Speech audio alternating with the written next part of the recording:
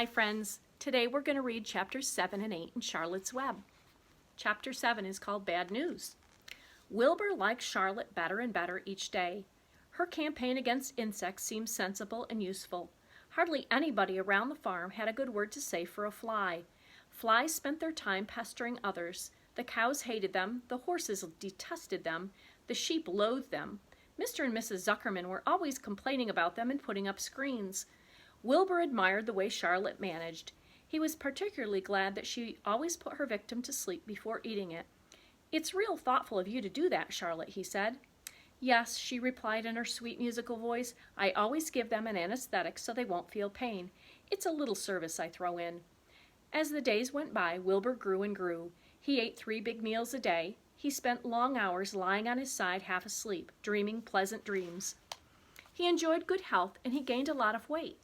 One afternoon, when Fern was sitting on her stool, the oldest sheep walked into the barn and stopped to pay a call on Wilbur.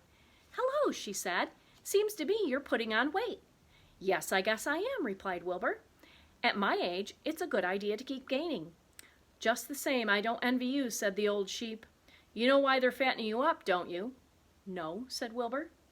"Well, I don't like to spread bad news," said the sheep, "but they're fattening you up because they're going to kill you, that's why." "They're going to what?" screamed Wilbur. Fern grew rigid on her stool. "Kill you, turn you into smoked bacon and ham," continued the old sheep. "Almost all young pigs get murdered by the farmer as soon as the real cold weather sets in. There's a regular conspiracy around here to kill you at Christmas time. Everybody is in the plot. Lurvy, Zuckerman, even John Arable." "Mr. Arable," sobbed Wilbur. "Fern's father?" "Certainly, when a pig is to be butchered, everybody helps. I'm an old sheep, and I see the same thing, same old business, year after year. Arable arrives with his .22, shoots the—" "Stop!" screamed Wilbur. "I don't want to die. Save me! Somebody save me!" Fern was just about to jump up when a voice was heard. "Be quiet, Wilbur," said Charlotte, who had been listening to this awful conversation. "I can't be quiet," screamed Wilbur, racing up and down. "I don't want to be killed. I don't want to die. Is it true what the old sheep says, Charlotte? Is it true they're going to kill me when the cold weather comes?" "Well," said the spider, plucking thoughtfully at her web, "the old sheep has been around this barn a long time. She has seen many a spring pig come and go. If she says they plan to kill you, I'm sure it's true. It's also the dirtiest trick I ever heard of. What people don't think of." Wilbur burst into tears. "I don't want to die," he moaned. "I want to stay alive right here in my comfortable manure pile with all my friends. I want to breathe the beautiful air and lie in the beautiful sun."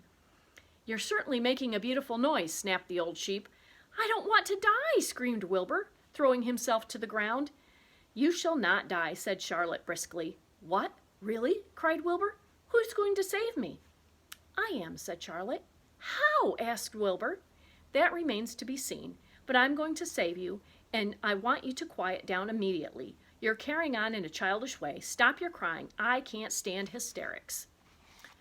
Here's a picture of Wilbur when he's so upset. Okay. Chapter 8, A Talk at Home. On Sunday morning, Mr. and Mrs. Arable and Fern were sitting at the breakfast table in the kitchen. Avery had finished and was upstairs looking for his slingshot. "Did you know that Uncle Homer's goslings had hatched?" asked Fern. "How many?" asked Mr. Arable. "7," replied Fern. "There were 8 eggs, but 1 egg didn't hatch, and the goose told Templeton she didn't want it anymore, so he took it away." "The goose did what?" asked Mrs. Arable, gazing at her daughter with a queer, worried look. "Told Templeton she didn't want the egg anymore," repeated Fern. "Who is Templeton?" asked Mrs. Arable. "He's the rat," replied Fern. "None of us like him much." "Who's us?" asked Mr. Arable. "Oh, everyone in the barn cellar. Wilbur and the sheep and the lambs and the goose and the gander and the goslings and Charlotte and me." "Charlotte?" said Mrs. Arable. "Who's Charlotte?" "She's Wilbur's best friend. She's terribly clever." "What does she look like?" asked Mrs. Arable. "Well," said Fern thoughtfully, "she has 8 legs." "All spiders do, I guess." "Charlotte is a spider?" asked Fern's mother. Fern nodded. "A big gray one. She has a web across the top of Wilbur's doorway. She catches flies and sucks their blood. Wilbur adores her."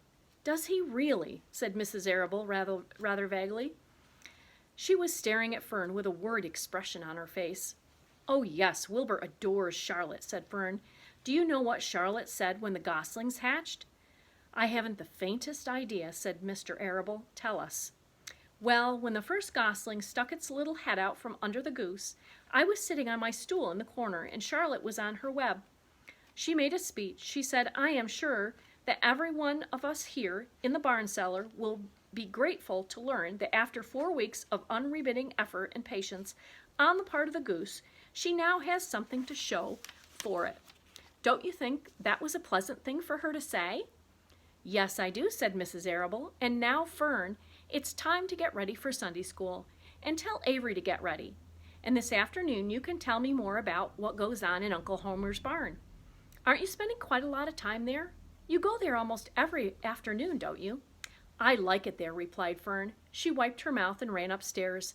After she had left the room, Mrs. Arable spoke in a low voice to her husband. "I worry about Fern," she said. "Did you hear the way she rambled on about the animals pretending that they talked?" Mr. Arable chuckled. "Maybe they do talk," he said. "I've sometimes wondered. At any rate, don't worry about Fern. She's just got a lively imagination. Kids think they hear all sorts of things." "Just the same, I do worry about her," replied Mrs. Arable. "I think I shall talk to Dr. Dorian about her the next time I see him.